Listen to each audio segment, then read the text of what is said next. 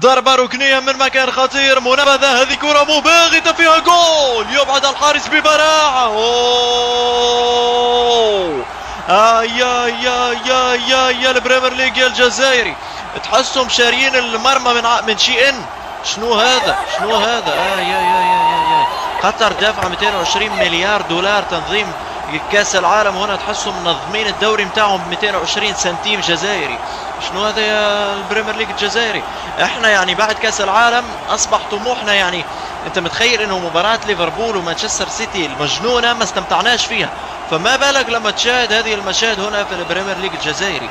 يعني كل الناس اللي عشقت كرة القدم بسبب كاس العالم الان كرهته خلاص، يعني رسميا. شكرا لكم يا البريمير ليج الجزائري على هذا المستوى. يا بصراحة الجزائريين خوتنا نحبوهم، بس يعني عاوزين تنظموا كأس إفريقيا 2025 والفضيحة دي موجودة عندكم.